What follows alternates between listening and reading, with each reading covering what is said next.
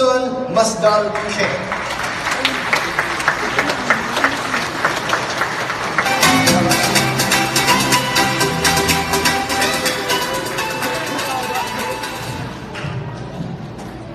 Thank you very much, Pastor Ted. Good morning, everyone. First of all, congratulations to our graduates. Let's give them a round of applause. And to all the teachers and all of the parents behind these students. With that being said, may I also thank my alma mater, Bethel Academy, for always being a home, who always wants us all back in its arms, and being proud of all of us who are once their students, but now their family. And let me also take this opportunity to give a round of applause to the teachers of our graduates. Let's all give them a round of applause. The teachers deserve all the recognition collectively, not just from the parents, but also from the students, because the teacher is what is behind whatever a student will be in the future. Let me also thank my preschool teachers, Ma'am Linda, who is now with God, and also Ma'am Tess, who were my preschool teachers way back 1995 when I graduated also here in Bethel Academy during my preschool days. Now, let's go to our students. Let me ask, who would want to answer one of my questions? Okay, come here. What's your name? David and Jean. Okay, so here's David. Let's give a round of applause to David. Okay, David, what do you want to be when you grow up?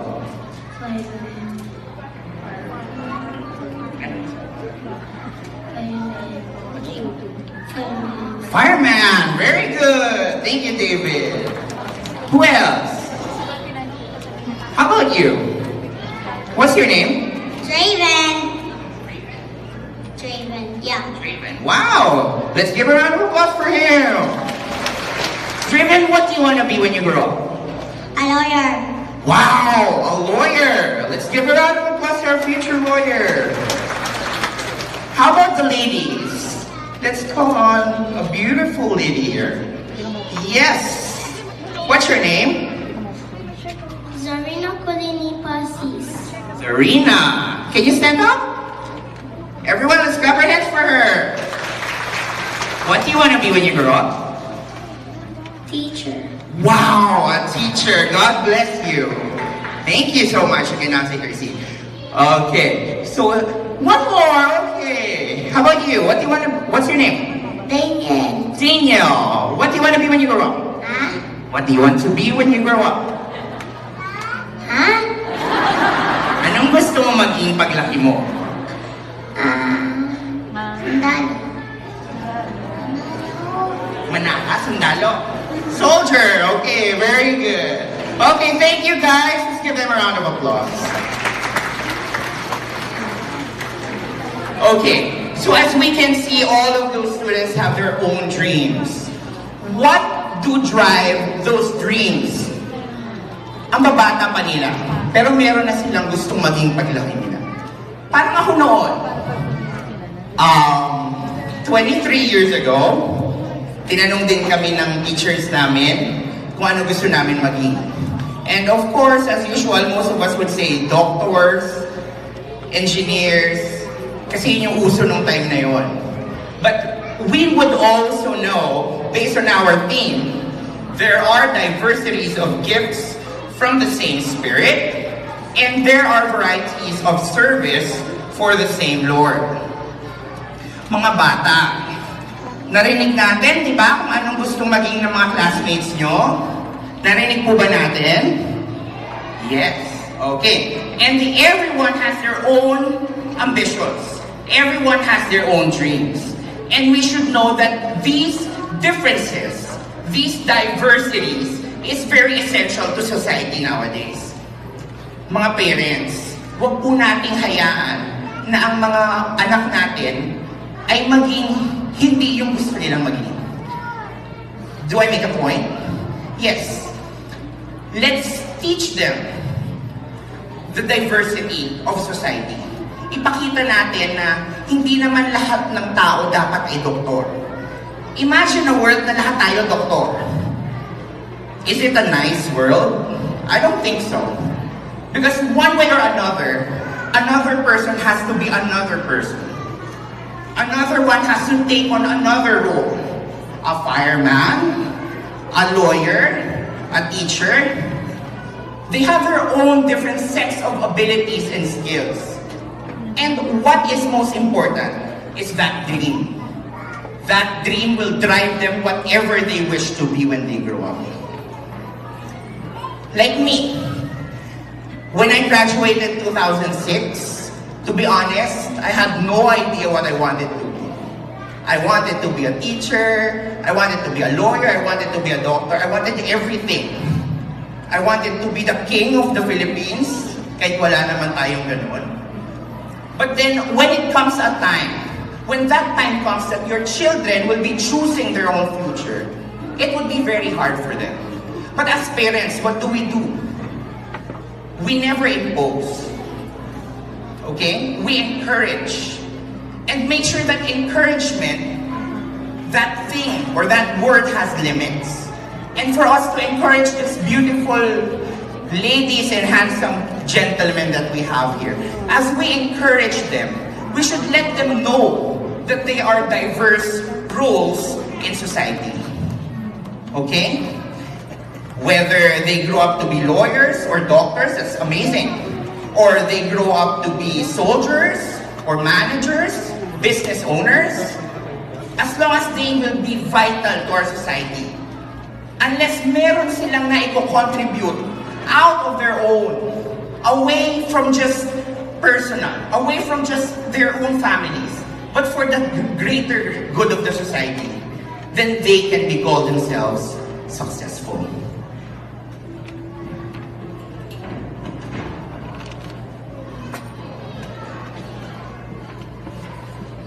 And one more thing, to the students and also to the parents, let me emphasize on a very important value I have learned during my preschool years through Bethel Academy, and also something that has helped me throughout my journey in life, and that is friendship.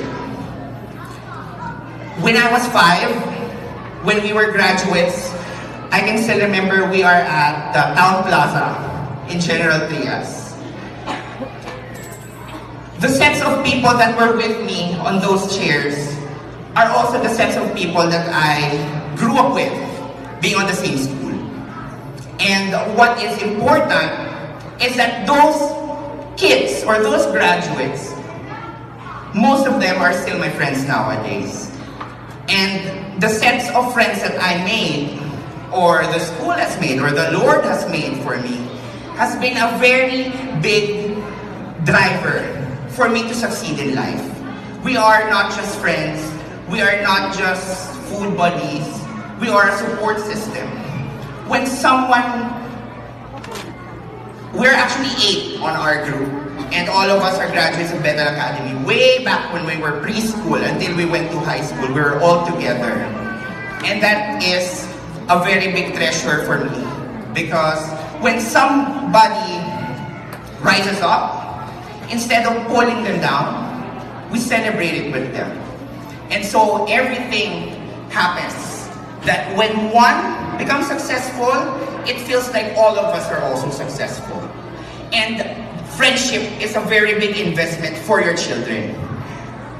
Guide them to have a good set of friends, because away from the family, away from homes, our students spend most of their time in their schools, or let's just say outside our homes. And we cannot always be there for our children, for our sons and daughters. So we entrust them with other people. Let us invest on a good set of friends, a good friendship that would be their foundation, not just through school, but also after school.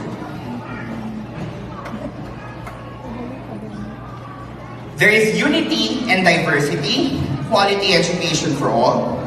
And again, let me repeat our verse. The there are diversity of gifts from the same Spirit. Everything comes from our Lord.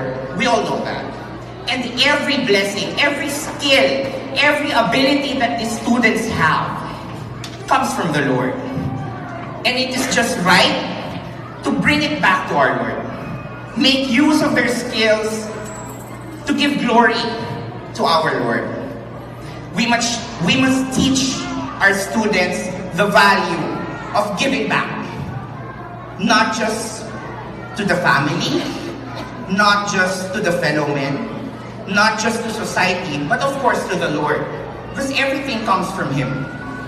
And no matter what job we are in, no matter what profession the students will be at, it's just one thing. And that is to give thanks to our Lord. And before I end my talk, let me just give you this quote that I have read. Let me share it to you. Do not educate your children to be rich. Educate them to be happy. So when they grow up, they'll know the value of things and not the price.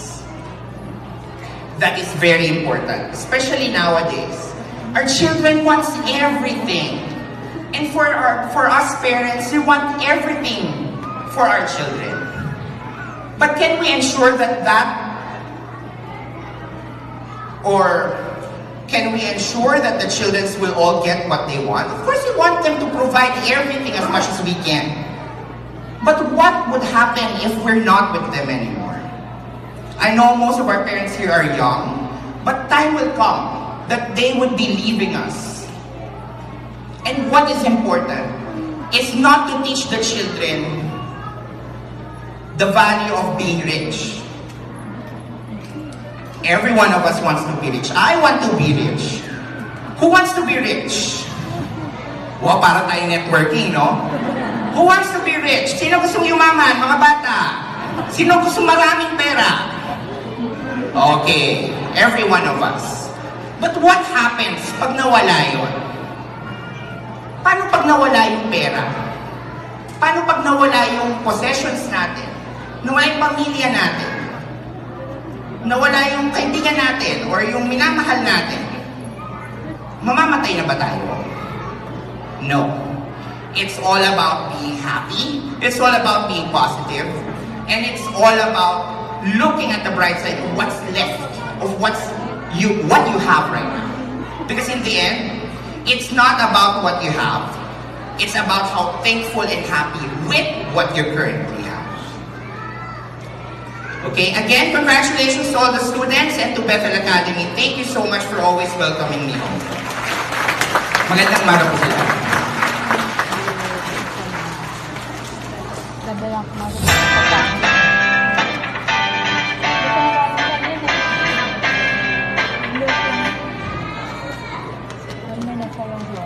Thank you very much, Kuya Seven. I miss this little boy. How many years ago? 30 years? 25 years ago? He's one of my favorite students in music.